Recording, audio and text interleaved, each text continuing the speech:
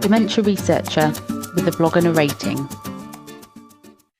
Hi everyone, my name is Becky Carlyle, and today I'm going to be talking about my blog called Eyes on the Prize.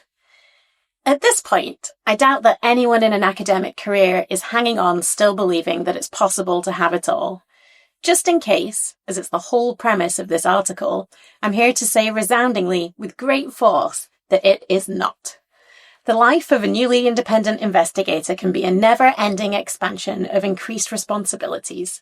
Would you like to sit on this committee? Please could you review these 12 grants in the space of a week?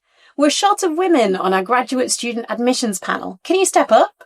There's a new grant mechanism announced. You have 6 weeks before the deadline. Better get writing. Prof X has retired and we need someone to give their fall lectures. What do you think? And on it goes, with the effect being that if you were to say yes to everything, your work tasks would quickly expand to fill all available time and energy, leaving behind a shriveled husk of a person who is absolutely zero fun at parties. In this blog, therefore, we're going to talk about how I prioritize the things that I say yes to, how I say no to the roles I can't fill, and how these decisions may change depending on your career stage and current situation. I think it's important to consciously declare your long-term goal to yourself and to your mentors if you feel comfortable, and it can relieve a bunch of stress to have a clear-eyed view of how to attain that goal in a best-case scenario. As things like grants, fellowships, and life can be unpredictable, it's also important to remain flexible and open to reshuffling priorities when goals change. I've realised that on mentoring new PhD students and postdocs, that these are often not things that come naturally to a young scientist. I was really lucky that when I was in my early 20s, I was in the GB orienteering team. Yes, I am that cool. Yes, it's a real sport. And yes, we do run fast. And that was at a time when we got amazing sports physiology and psychology training thanks to National Lottery funding. Goal setting and cognitive flexibility are key parts of sports psychology and something we would spend significant time on at every training camp we had. I've mentioned SMART goal setting in previous blogs, but there's a couple of other things here that are additionally important and relevant for an academic career. The first is that you can only control your own performance. You can write the best grant you've ever written, but someone else might knock it so far out of the park that the funding line is in space, and you don't get funding that round. That doesn't necessarily mean the work you put in was meaningless or that you failed. You will also need contingency plans. In orienteering, this might look like 6 weeks of pool running, which is actual torture, to maintain your fitness while you get over a stress fracture.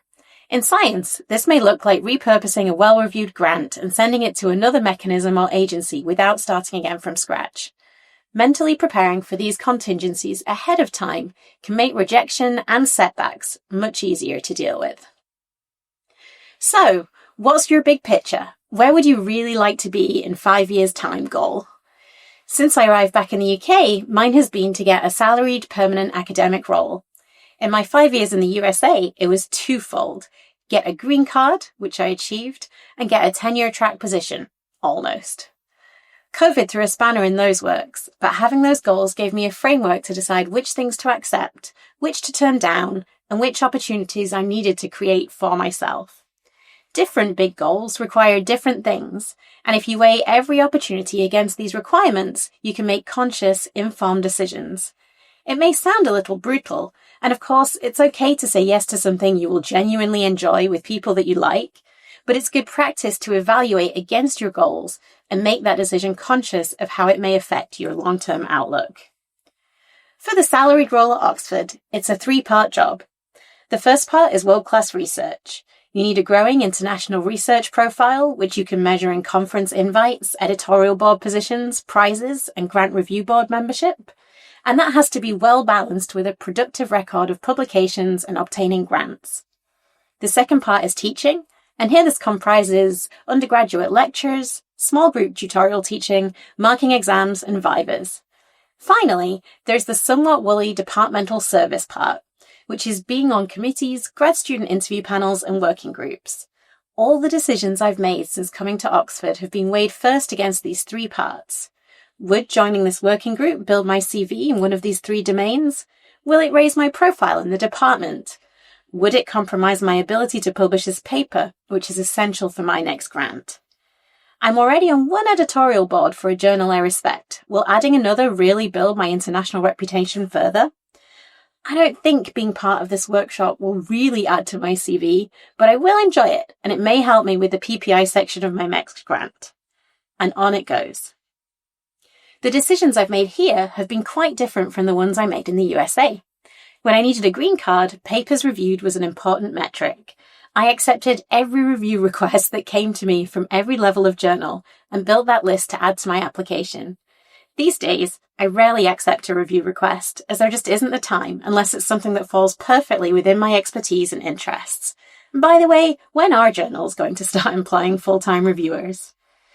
Permanent salaried roles are rare in the USA, so one way to build a stable salary is to take a role on long-term grants. This was how I came to be Associate Director of the Biomarkers Core for 2 major program grants, providing a solid base for my salary and less uncertainty year to year about how to get paid. This was a fantastic way to increase your publication rate, boost your local profile, but not a good way to fully own a program of research. It also helped with the green card application to have a key role in these long-term programs. So, if you've evaluated a request to do something and you've decided it doesn't fit with your long-term plan, how do you say no? It kind of depends who you're talking to and whether you want to keep open the possibility of saying yes later. For reviewing papers and those kind of one-off requests, just decline, no need to explain. If you can't fit a review panel into your schedule this year, but you'd be happy to participate another year, a brief email explaining that is sufficient. While you don't owe anyone an explanation, it may help ease a refusal in your department, such as when I recently stepped down from the MSc Neuroscience Committee, to briefly explain your decision, as people are more likely to understand. In this case, with my new role, I was lined up for 3 admissions committees, and one of them had to go. For 3 years, the MSc Neuroscience Committee was a great way for me to get excellent students and build my profile in the department. So it was also, therefore, a good opportunity to pass on to someone else. It's worth noting that a brief explanation is not an apology. You have the right to make your own decisions, as you're the main person tasked with looking after your career. If you're struggling with any aspect of this, setting your long-term goal, figuring out what's required to reach it, and making judgment calls on opportunities, then this is where you turn to your network and your mentors. What's required to reach a goal can be extremely location-specific, and so this is exactly the kind of thing a mentor can help you figure out, and could form the basis of a mentoring agreement. Insider knowledge from someone who has recently achieved the thing you're hoping to get will be really helpful. Don't be afraid to ask for a meeting with your head of department and get them to evaluate your CV and offer suggestions as to which bits need extra work. My head of department was happy to do this, and it really helped me refine my decision-making. Finally, don't sit around and wait for these opportunities to fall into your lap. You have a long-term goal, you've found out what you need to do to achieve it, and now you have to seek out those experiences.